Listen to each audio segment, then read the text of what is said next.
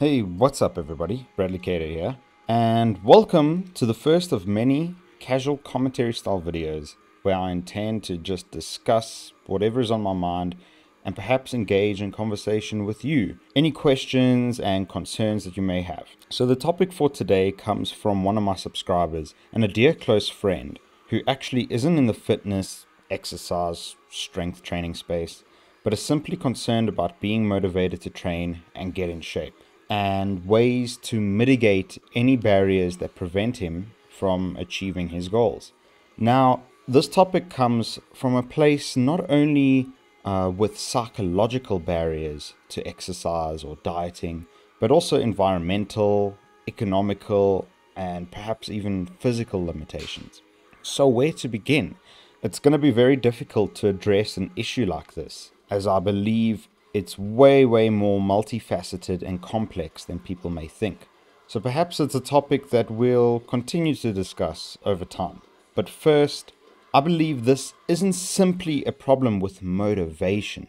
Motivation itself can be very important, but it's one of several aspects that comes into play when addressing what we call adherence. The ability to attach yourself to or commit yourself to a task over time. I remember Dr. Mark Israetel from Renaissance Periodization summed up the constructs of adherence really nicely.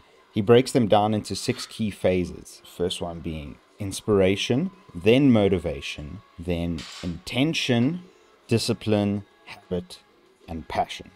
And a very crucial role for physiotherapists or coaches or yourself is figuring out ways to enhance these facets of adherence as it relates to your current situation. Now you can begin to see how deep the rabbit hole gets. There are no quick band-aid ripped off remedy to suddenly make the switch that ensures you dedicate a big chunk of your life to physical self-improvement. It's a psychological, physical, social, environmental, even spiritual change that tends to happen over time with patience, understanding, commitment, and knowledge, and dedication. Anyway, I digress. That isn't to say that there aren't quick strategies you can pick up almost instantly to assist the process. As a physio, adherence is one of the most important aspects of treatment that we need to ensure a patient's success with rehab, as not only success is driven by an individual's actions, but I also often only see some patients once off or every few weeks. When I used to work in the public sector, we would be so backlogged with our patient load that sometimes we could only see them once every month or month and a half.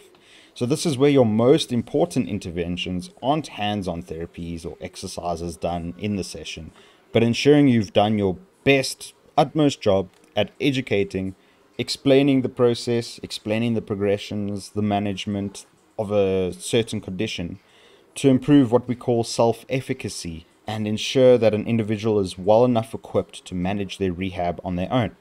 This is why I tend to fascinate so much on the subject.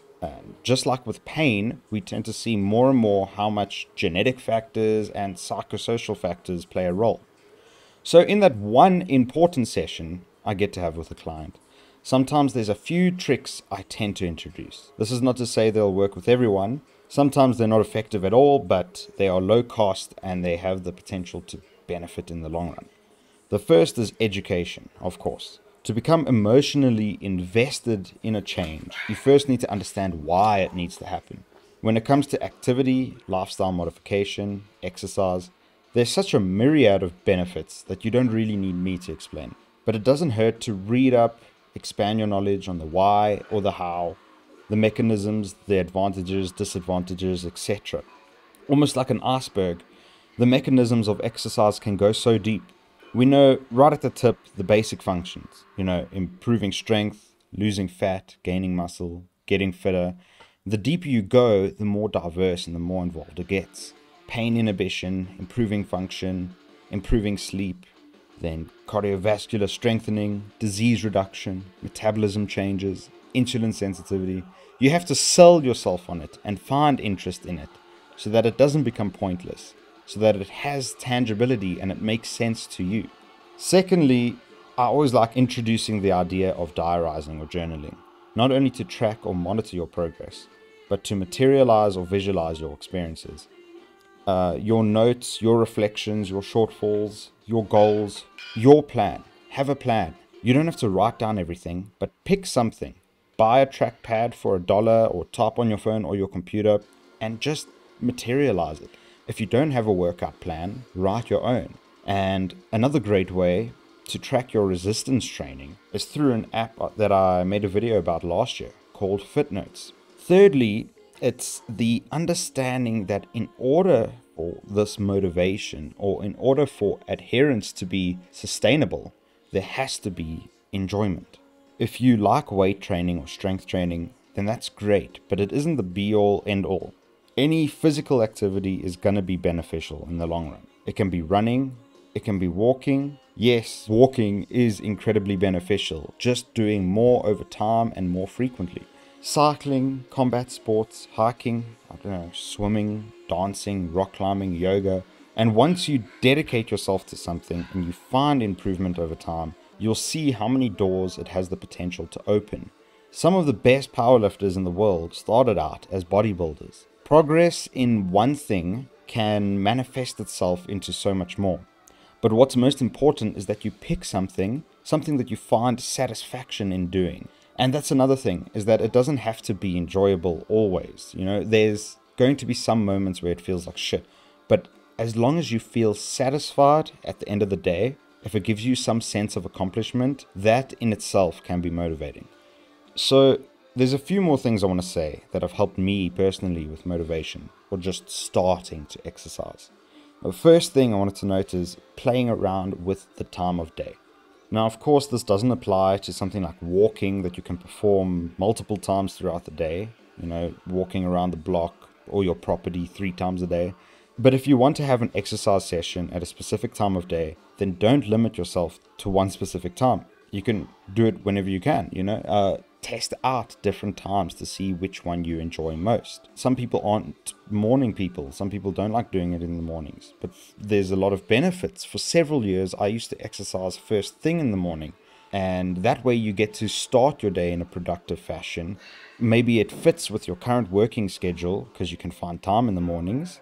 And another thing is that with there being a time crunch often in the mornings, like having work or commitments after a workout, you tend to save time, or rather tend to waste a lot less time doing things like getting ready for gym, sitting in traffic, having your pre-workout meal and drink, showering and dressing afterwards. It just tends to become a lot more efficient because you tend to focus on doing these things a lot more quickly.